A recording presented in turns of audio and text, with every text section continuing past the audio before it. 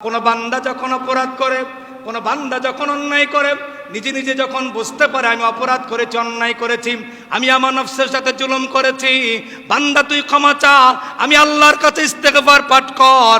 আল্লাহ নবী বলেন তুমি ইস্তেগফার পাঠ করবা, তোমার দুনিয়ার যত বালা মুসিবত আছে আল্লাহ দূর করে দিবেন। সুবহানাল্লাহ। আল্লাহ রাব্বুল আলামিন সূরা জারিয়াতের 18 নম্বর আয়াতে উল্লেখ করেছেন, বান্দা তোমরা ইস্তেগফার কখন পাঠ করবা, এই ব্যাপারে আল্লাহ সুবহানাহু ওয়া তাআলা তিনি জারিয়াতে বলেছেন ওয়াবিল ইসহারি হুম ইস্তাগফিরুন। তারপর তারা রাতের শেষাংশে তারা ইস্তেগফার পাঠ করে। সুবহানাল্লাহ। যারা অপরাধ করে তারা রাতের শেষাংশে ইস্তেগফার পাঠ করে। আমি গত জুমায় একটু কথা বলেছিলাম, যেহেতু প্রাসঙ্গিক এসেছে, আপনি অপরাধ করেছেন, অন্যায় করেছেন, নিজের উপর জুলুম করেছেন, সেজন্য শেষ রাতে উঠে যান। আল্লাহ সুবহানাহু ওয়া তাআলা বলেছেন যারা অপরাধ করে তারা শেষ রাতে উঠে তারা আমি আল্লাহর কাছে ইস্তেগফার পাঠ করতে থাকে। সুবহানাল্লাহ। ওয়াবিল ইসহারি হুম ইস্তাগফিরুন। তারা ইস্তেগফার পাঠ করে রাতের শেষ প্রহরে। এজন্য অন্যায় করেছেন, অপরাধ করেছেন, নিজের নফসের উপর জুলুম করেছেন, রাতের শেষ অংশে উঠে যান আল্লাহর কাছে, তাহাজ্জুদের নামাজ পড়ে সেজদা দেন, অপরাধের কথাগুলো বলেন, আল্লাহ রাব্বুল আলামিন জীবনের সব অপরাধ ক্ষমা করে দিবেন। সুবহান। এ ব্যাপারে আমরা সকলে জানি, আল্লাহ নবী সাল্লাল্লাহু আলাইহি ওয়াসাল্লাম বলেন রাতের শেষ পরে আল্লাহ সুবহানাহু ওয়া তাআলা প্রথম আসমানে এসে বান্দাকে ডাকতে থাকে, ও বান্দারা কে আছো, কে আছো, আমি আল্লাহর কাছে অপরাধ করেছ, ক্ষমা চাইবা, আমি আল্লাহর কাছে ক্ষমা চাও। আলা মিন মুস্তাগফিরিন ফাগফির লাহু। কে আছো, আমি আল্লাহর কাছে ক্ষমা চাইবা, ক্ষমা চাও। আল্লাহ রাব্বুল আলামিন সূরা জারিয়াতের 18 নম্বর আয়াতে একথাই বুঝাতে চাচ্ছেন, যারা অপরাধ করে, অন্যায় করে, ইস্তেগফার পাঠ করে আমি আল্লাহর কাছে শেষ রাতে আমি আল্লাহ তাদেরকে সাথে সাথে ক্ষমা করে দে। সুবহান। তাইলে আমাদেরকে শেষ রাতে ইস্তেগফার পাঠ করার ব্যাপারে আল্লাহ তাআলা উদ্বুদ্ধ করেছেন। ইস্তেগফার পাঠ করা এটা মুত্তাকিদের গুণ। যারা মুত্তাকি হবে, ভালো মানুষ হবে, আখিরাতে যারা সফল কাম হবে, তাদের একটি বড় গুণ হচ্ছে তারা মুত্তাকি হবে। এ ব্যাপারে নবী করিম সাল্লাল্লাহু আলাইহি ওয়াসাল্লাম বলেন আন্নাল ইস্তিগফার মিন সিফাতিল মুত্তাকিন। ইস্তিগফার পাঠ করা এটা মুত্তাকিদের গুণ। তাইলে বোঝা গেল আল্লাহর কাছে ক্ষমা চায় তারা যারা মুত্তাকি। যারা মুত্তাকি তারা কি চায়? ক্ষমা চায়। কেউ যদি ক্ষমা না চাইতে পারে তাইলে আপনাকে বুঝতে হবে সে এখনো মুত্তাকি হতে পারে নাই। মুত্তাকিরাই একমাত্র আল্লাহর কাছে ক্ষমা চায়, এটা মুত্তাকিদের একটা বিশেষ গুণ। এ ব্যাপারে আল্লাহ সুবহানাহু ওয়া তাআলা সূরা আলে ইমরানের 135 নম্বরে বলে দিয়েছেন ওয়াল্লাযীনা ইযা ফাআলু ফাহিশাতান।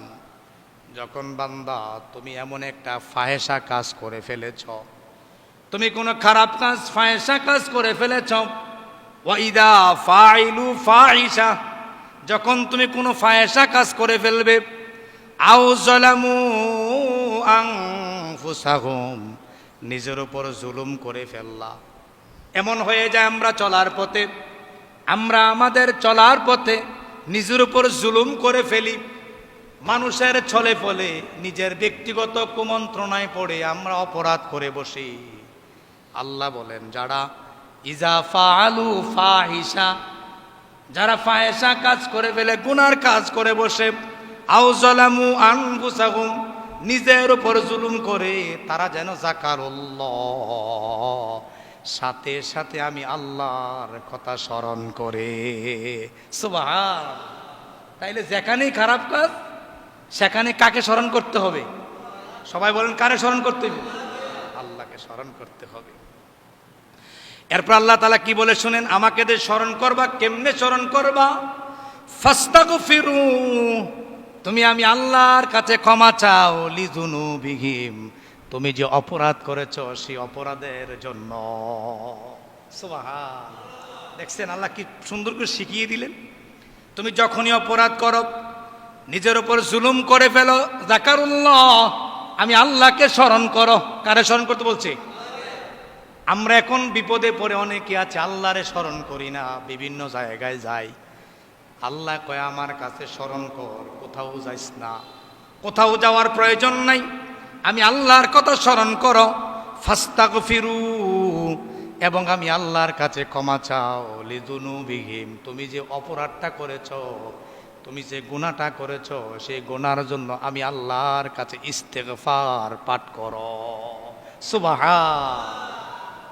এবার আসেন, ওমাই ইয়াগফিরুয যুনুবা ইল্লাল্লাহ। এবার আল্লাহ তাআলা বলেন, কে আছে, কে আছে, কে আছে আমি আল্লাহ ছাড়া তোমার গুনাহগুলি ক্ষমা করে দিতে পারে? কেউ তো নাই বান্দা, আমি আল্লাহকে ছাড়া কেউ নাই তোমার গুনাহগুলো ক্ষমা করে দিতে পারে। সুতরাং তুমি আমি আল্লাহর কাছে ক্ষমা চাও, আমি আল্লাহ তোমার যে অপরাধ করেছো, ফাহেশা কাজ করেছো, আমি আল্লাহ ক্ষমা করে দিব।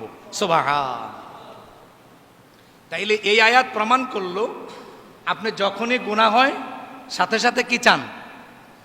ক্ষমা চেয়ে নেন, ইস্তেগফার পাঠ করেন, বারবার ইস্তেগফার পাঠ করেন। আস্তাগফিরুল্লাহ, আস্তাগফিরুল্লাহ বলেন, আস্তাগফিরুল্লাহ, আস্তাগফিরুল্লাহ, এভাবে পাঠ করতে থাকেন। যখনই গুনাহ হয় তখনই সাথে সাথে।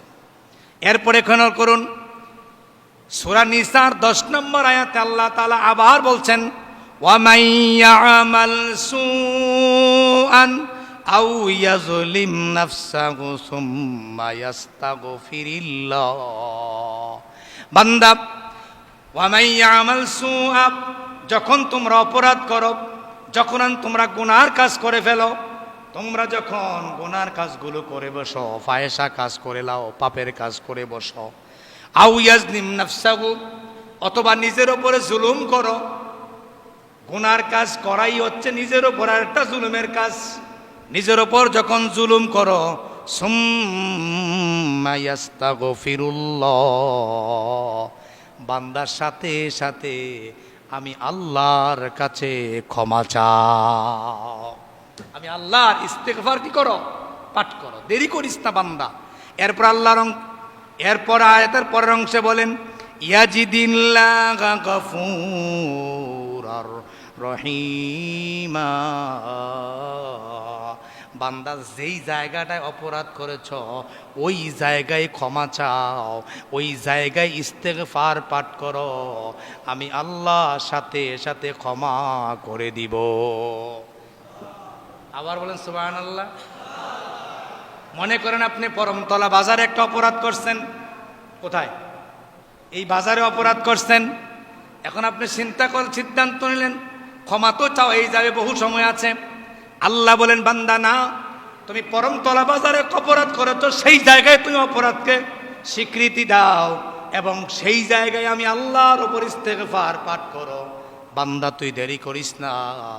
তুই যখন বুঝতে পারছস তোর দোকানে বসে তুই অপরাধ করে ফেলেছ, ফাহেশা কাজ করে ফেলেছ, তুমি সাথে সাথে ওই দোকানের মধ্যেই 2 রাকাত নামাজ পড়ো, আমি আল্লাহর কাছে ইস্তেগফার পাঠ করো, আমি আল্লাহ যে অপরাধ করেছ তা ক্ষমা করে দিব।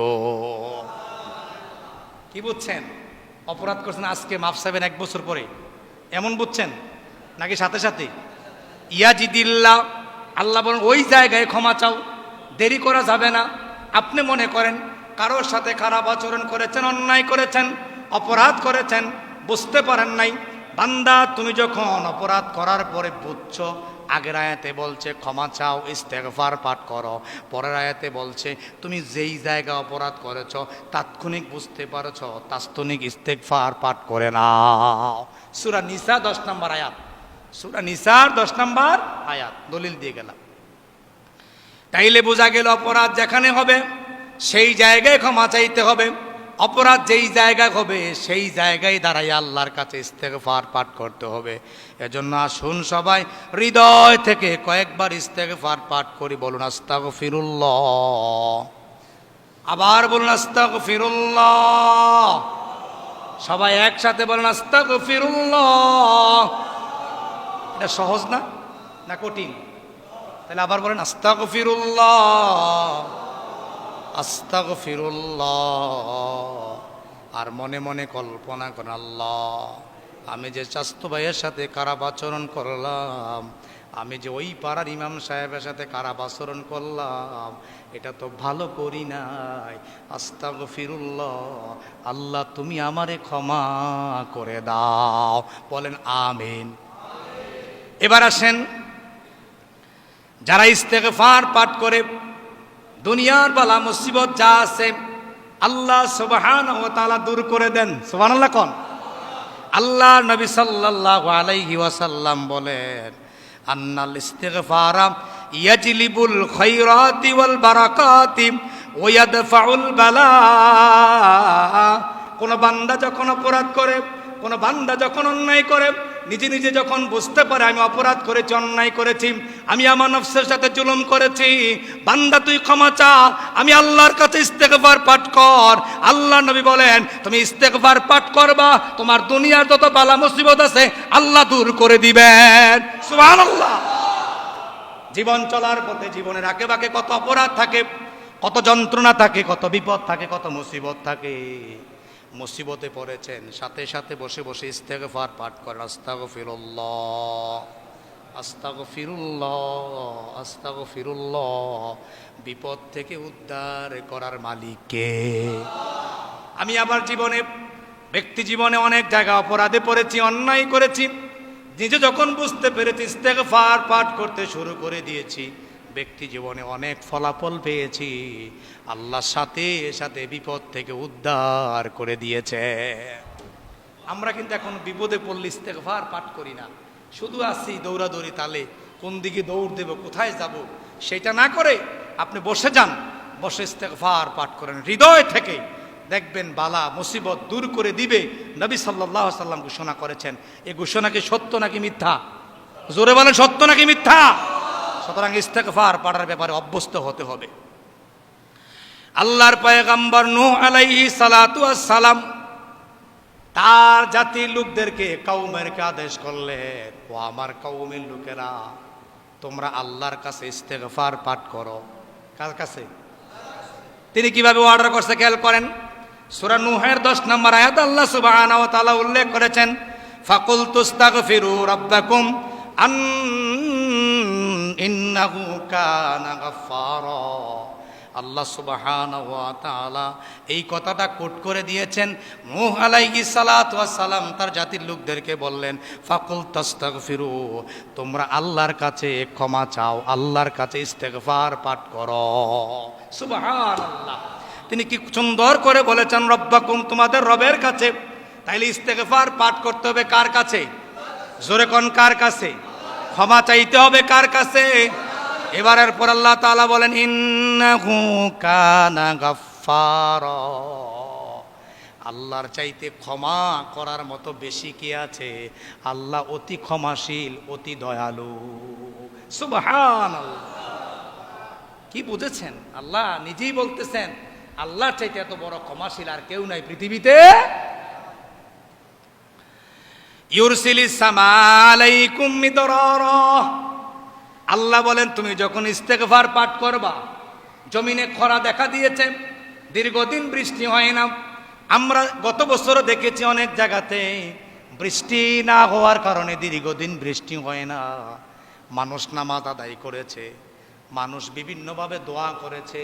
আল্লাহ কোরআনুল কারিমে উল্লেখ করে দিয়েছেন, নূহ আলাইহিস সালাতু ওয়াস সালাম তার জাতির লোকদেরকে বলেছেন, ও আমার জাতির লোকেরা শোনো, তোমরা যদি ইস্তেগফার পাঠ করো, আল্লাহর কাছে ক্ষমা চাও, ইউরসিলিস সামা আলাইকুম মিদরারা, আল্লাহ সুবহানাহু ওয়া তাআলা তোমাদেরকে বৃষ্টি দিয়া রহমত ভরপুর করে দিবেন। বৃষ্টি না হইলে ফসল হইবনি। জোরে কোন, ফসল হইবনি?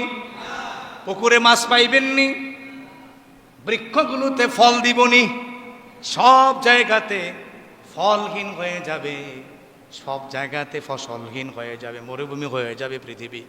এজন্য আল্লাহ সুবহানাহু ওয়া তাআলা কুট করে দিলেন, ইস্তেগফার পাঠ করো, আল্লাহর কাছে ক্ষমা চাও, রহমতের বৃষ্টি দিয়া তোমাদেরকে ধন্য করে দিবেন। বলেন সুবহানাল্লাহ। আবার বলেন। এখন অনেকে বলেন না, মুখ বন্ধ, আমি দেখতেছি। ওয়ুমদিদুকুম বিআমওয়াল, সম্পদ নাই, টাকা নাই, পয়সা নাই, এমন আছে না? টাকা পয়সা নাই, চলতে কষ্ট হয়। আল্লাহ বলেছেন কোনো সন্দেহ করলে ঈমান থাকবে না। আল্লাহ তাআলা কোট করে দিয়েছেন, তোমার টাকা নাই, পয়সা নাই, বড় পেরেশানির মধ্যে দিন কাটাও, টাকা পাইবা কোথায়, চলবা কেমনে, খাবারের ব্যবস্থা কেমনে হবে? আল্লাহ সুবহানাহু ওয়া তাআলা বলে দিয়েছেন, ওয়ুমদিদুকুম বিআমওয়াল, আমি আল্লাহ তোমারে সম্পদ দিয়ে সাহায্য করবে। সুবহানাল্লাহ।